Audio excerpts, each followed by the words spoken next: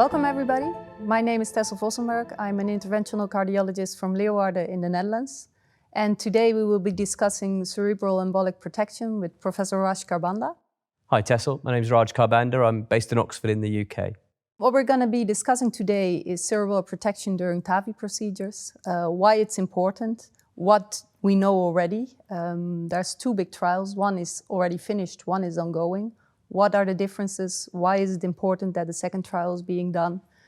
And what can we offer our patients and what will be the future of cerebral protection? When we're talking about cerebral embolic protection, why is it important? Yeah, well, as you know, TAVI really has been around in earnest for 15 to 20 years now. And over that time, there's been a really major improvement in TAVI procedures. We've got better at doing the procedure. The access sheaths have got better. The devices have got better. And we're now moving into a wider range of population.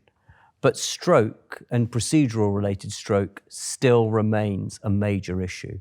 Although the incidence is probably reducing now, it still is an important complication that patients suffer.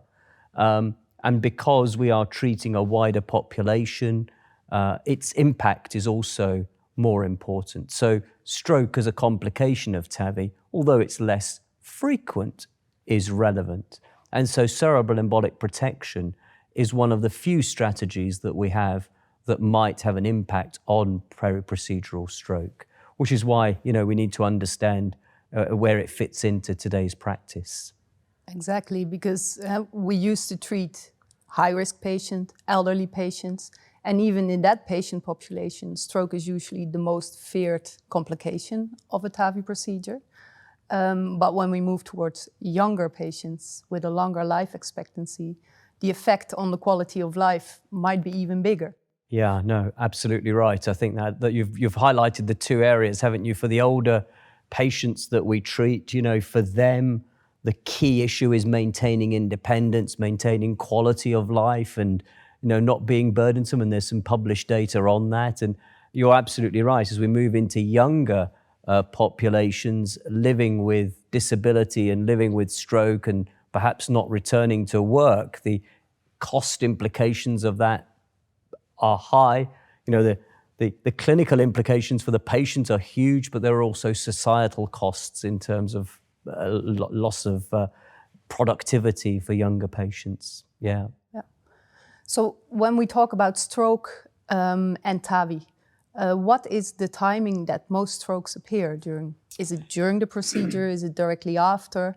Because first studies were looking, of course, at 30-day stroke. Yeah, that's, again, interesting points. And I think there are obviously different time patterns of stroke occurrence, and their mechanisms are probably different, obviously. So peri-procedural stroke is regarded as within 72 hours. And there's a peak at just after 24 hours when most of the procedural strokes have occurred. And by 72 hours, most of those are not regarded as procedural any further. But this is a patient population who have other cardiac issues. So there is this later incidence of increasing stroke, some of which may be valve-related, as we know, valve thrombosis, etc., or atrial fibrillation that this population has. But the cerebral embolic protection devices are really focused around that very short period around the procedure where they protect from the embolic phenomenon of the TAVI procedure itself. And as you know, Nicholas van Meehen's work, has looked at the debris that is released, and it can be valve, it can be aorta, it can be a wide range of materials that are released into the circulation at the time of the procedure. Yeah, and I think what every TAVI implanter knows by now that has been used in cerebral protection, you usually find something in the filter. Yeah. So whatever it is, it feels like you're doing something right for the patient. Well, that's exactly the dilemma, isn't it? That, it makes sense. It sort of, and you're right, and even if you can't see anything, when you empty the filters, we know if you look under the microscope, you'll see things. So yes, there's an intellectual, rigid argument that, you stop the debris going to the brain yes, that should be doing good, but that's why we need to test the idea and see if it works. Yeah, exactly. Because before, smaller studies have looked at other endpoints than stroke itself, because stroke, of course, like you already said, it's not a very frequent complication. So it's really hard to show differences with and without embolic protection. So before it was looked at MRE lesions. Volume might decrease, but there are still lesions, even with the protection. So what's really important is to look at the studies to see what the effects on stroke itself are when we use it. And we're going to discuss 2 studies today that have been done. Shall we start with the study that already finished and presented the results last year? Yeah, so Protected TAVI presented at TCT in September of last year with a parallel New England Journal publication. You'll recall the structure was 3,000 patients, 1,500 in each group across North American and European centers. And it was a randomized trial comparing the use of Sentinel versus standard therapy. And that was neutral. The stroke rate in the treatment arm was 2.3%. The stroke rate in the control arm was higher at 2.9%. And that was all stroke. And that was statistically neutral. There was a signal to reduction in disabling stroke, but the study wasn't powered for that. So, but the other important point from that, I think, was that the device is safe. There was no adverse safety signal. So that is, a well-conducted, multi-center trial, which at least showed that there was no concern about the use of cerebral embolic protection in this group, and certainly numerically useful. Yeah, exactly. I think many people were disappointed because we were hoping for more.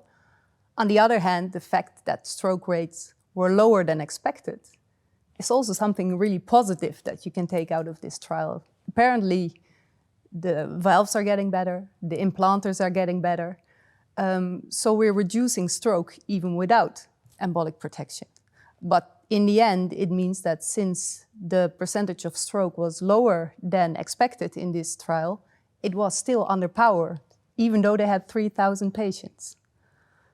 So I think that's something we can learn from this trial as well. The device was safe, but also stroke rates are going down. Yeah, I think that's right. And, the study, at the time that it was designed, stroke rates were higher, and the predicted stroke rate in Protected TAVI was 4%, and the stroke ascertainment was also with routine neurology assessment. So we know from published trials that if you ask neurology colleagues to measure stroke and assess stroke, you get a higher incidence than self-reported stroke by cardiologists or other professionals. So it was designed with that in mind, that the stroke rate would be the highest that we could get because we were using specialist neurologists to assess the incidence.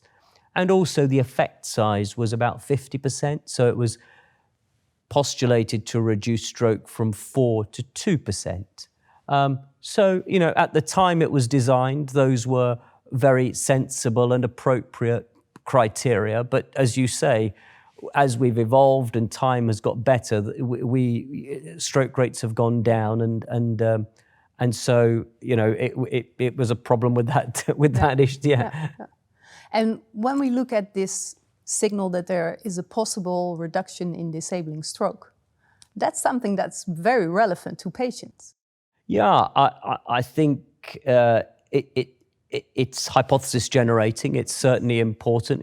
There was certainly a numerical reduction, and it is important that is the clinically relevant measure, I think, for patients, that disabling stroke is a major catastrophe for all the reasons we've discussed. We know it increases length of stay.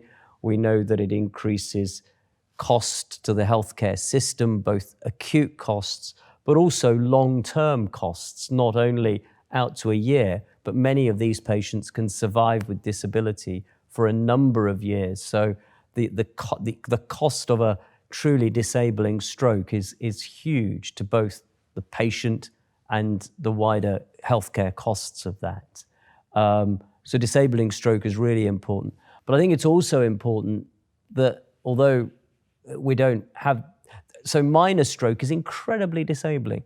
And the way that we classify stroke, I have some interest in this, so I understand it a bit, it's quite a blunt tool. But at a patient level, the loss of a vision, for example, wouldn't be classified as a disabling stroke, but actually has huge implications for patients in returning to life and their quality of life and impact of that. So it's what we classify as disabling stroke. And we could speak about it later, but it's the patient-reported measures. How disabled are they? The quality of life impact of stroke is very important, I think. Yeah, and that's not something that's always represented in the label disabling. Exactly, exactly. Yeah. On the other hand, if you think about the theory behind the design of the embolic protection, it makes sense maybe that you see more effect on disabling stroke than on total stroke. Yeah, I think... Because we still saw the MRI lesions. Yeah, exactly right. So we know that there is debris, we know that there is injury to the brain, and the MRI signal is there. The cause of that is still uncertain, as you know, but you're absolutely right that the devices, if they catch large lumps of calcium, for want of a better term, or debris that it's going to occlude a large vessel, which leads to disabling stroke, it sort of makes sense that's where you might see the major impact of this device. Yeah. But we also know, although the data aren't as strong and we haven't got them as thoroughly, about the cognitive impact of these lesions, that there may be some cognitive impact of these silent lesions that don't cause clinical stroke. And that's a huge area, I think, for future understanding and exploration. Exactly, especially when we are moving to lower risk patients, younger patients, the long-term effects of brain damage. We will find out in 10 years from now, maybe. Yeah. We're not that far yet. No. But we are, or you are already busy with the next trial. Yeah, so that's the British Heart Foundation PROTECT TAVI trial. That's a UK-based trial, which we started in 2021, and it is recruiting across nearly all of the UK TAVI centres. So 33 of the UK TAVI centres are enrolling for that trial. We have enrolled 4,311 patients as of lunchtime today. And that is set to enroll 7,750 patients, randomized again to routine care or care with the Sentinel Cerebral Embolic Protection device. And the endpoint for that trial is stroke or at 72 hours or discharge, whichever occurs. And that is powered, unlike protected TAVR, the predicted stroke rate for our trial was 3%, based on the national rate at the time we designed the trial. The effect size is 30%, so our predicted rate in the treatment group is 2%. So it's 3% versus 2%. And that's why we need over 7,000 patients to show whether this is effective. It's an impressive amount of patients. Yeah, we're very lucky. The UK community has really risen to the challenge. We've recruited probably approximately 40% of all the UK TAVI going on across the country. And those numbers are increasing as we're enrolling more centres. So, it's an incredible testament to colleagues across the country who, want to answer the question, I think, of does this device have an effect that is beneficial for our patients? Exactly. And it may be one of the big differences with protected TAVR as well, the percentage of enrollment in the trial. Yeah, so I think when we are looking at trials as a community, it's important to understand both the powering and the number, and then actually the number of those that get in the trial. And as you know, many trials are very selective for lots of reasons, but that idea of having an all-comer population that is more representative of the patients we are going to treat is really important. And there's often this disconnect between the trial population and the treatment, the populations that we treat. So protected TAVR, it was about 10% of all of the TAVIs that were going on at that time. Ours is more like 40% and will probably increase. We've discussed the differences in the powering, but yeah, and no neurology assessment. So we're using a structured questionnaire rather than routine neurology. But also many of so certainly in the UK, we've probably got a slightly higher risk population at the moment because we aren't yet using TAVI for all of the low-risk patients. They're still getting surgery in the UK, many of them. In the Netherlands as well. Yeah, according to, so those are important differences, I think, that we may, that are important to highlight when we compare these trials. Exactly, because one of the postulated reasons for a possible neutral trial in the protected TAVR was that there could have been some selection bias. A lot of US centers that might have selected high-risk patients to receive the device apart from the trial.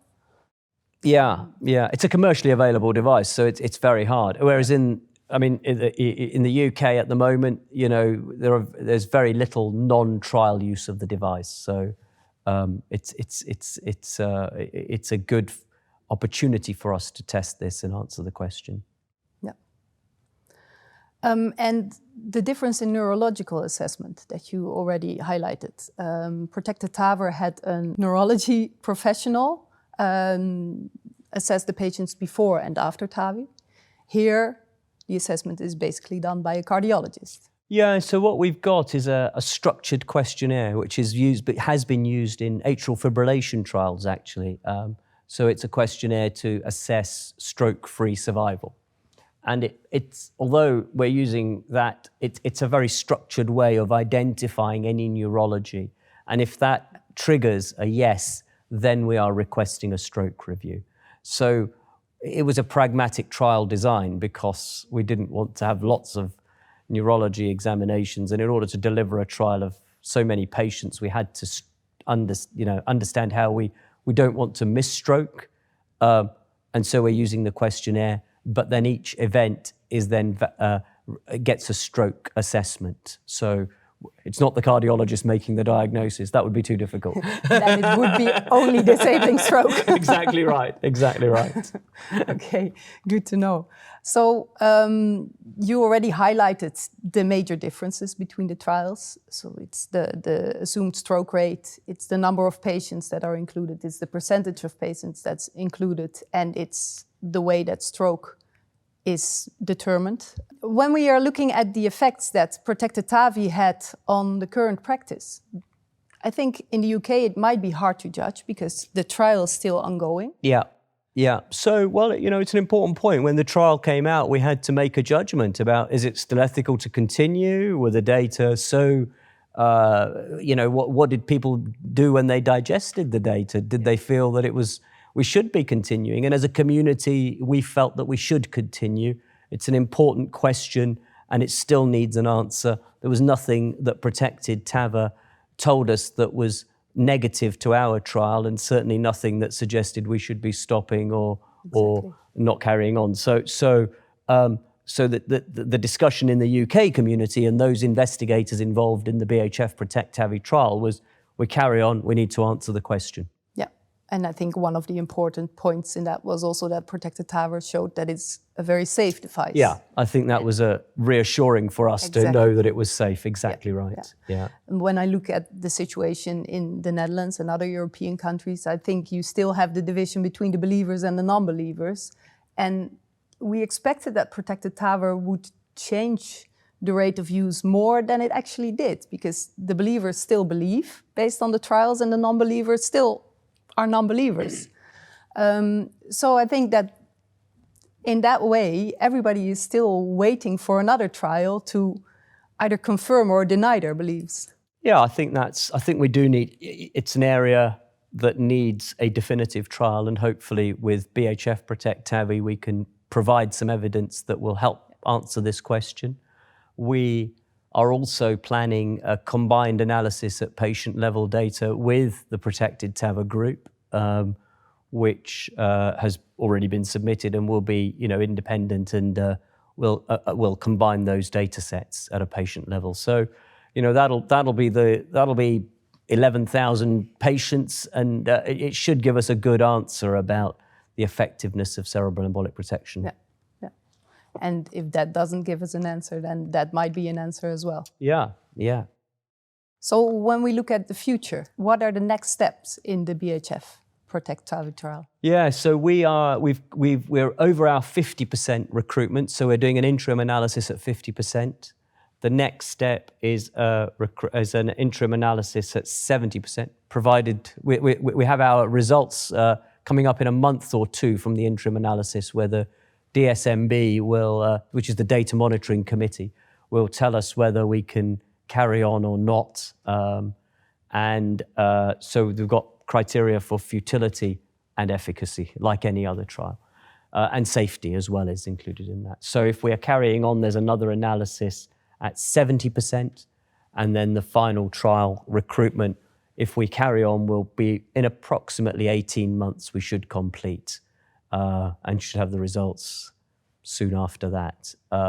Included in our trial is also a quality of life measurement, not only at discharge, but at follow-up. So we've got a year's follow-up, including quality of life, rehospitalization, and an economic analysis. So it's those questions we were asking about what is the impact of those strokes, both to quality of life and in economic impact. Yeah. Because the economic impact is, of course, really important as well for many countries that don't have reimbursement for this device yet. Yeah. Because the insurers are looking at the trials differently than the implanters. Yeah.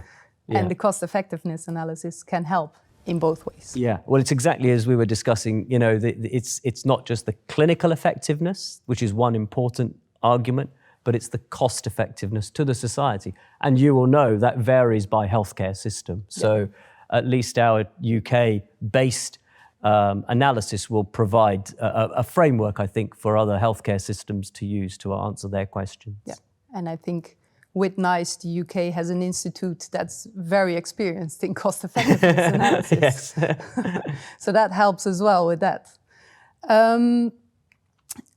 When we look at the device that is used, both trials use the Sentinel device, which is a filter-based device that covers only 3 of the 4 vessels that go to your brain. So if we don't find that there's a significant difference in stroke rate between the groups, should we look at other devices or should we give up on cerebral protection? Yeah, that's a great question. So how many of the strokes are caused by inadequate protection of the left vertebral, which is what the Sentinel doesn't protect? I think that's an excellent question. I mean, there is the majority of the blood vessels are covered with the Sentinel device. So that's an important point to make. And I think if this is a clinically meaningful effect, then you should see it with with a device that covers the majority of the vessels. I think for any new device, and there are a number that have been tested, it's about the ease of use. It's about potential complications from using the device. So there are other devices, femoral access, complications, for example. So in answer to your question, I think there are other devices that are at very early stages. The Sentinel device has the most clinical evidence, the most use, and is CE marked and approved for use in the US, commercially available. So it's far ahead of the other devices. If the trials are neutral, is that the end for cerebral embolic protection? Well, I never like to say no, but I think it's a pretty high bar to find another device that is going to be that's going to show a clinical effect if these trials are neutral. Yeah, and then we come to another important point, because we discussed costs, we discussed research, trial, science, but from a patient perspective. Yeah. If you know the data on debris, if you know what you can capture with the filter, if you know the effect it can have on your brain. Yeah. What I notice in my practice is that patients are starting to ask for these devices. Yeah. Well, that's why I think we need to be able to provide the answer about the evidence. I completely agree. It makes intuitive sense. There's debris going up to the brain. The filter is stopping the debris going up. Surely that's a good thing. I think it makes logical sense to the patients, but we need the evidence. We need to know that it works clinically. We need to know that it's cost, particularly, you know, in the current economic climate where all healthcare systems are under huge pressures. We need to be providing treatments that are both clinically and cost effective. Yeah, because we all want the best for our patients. Exactly right. And the best is not always what sounds logic, unfortunately. Okay, so to wrap up what we discussed today, cerebral protection, very important to patients. The evidence, we're still unclear about it. We hope that the ongoing trial will give us the answers that we are looking for and that we can offer our patients more safety. Do you have any final remarks? No, I think that's a good summary, Tessel. We need to answer the question, and hopefully BHF PROTECT TAVI will do so. So thank you very much. That's been a great session. Thank you. Thank you, and thank you all.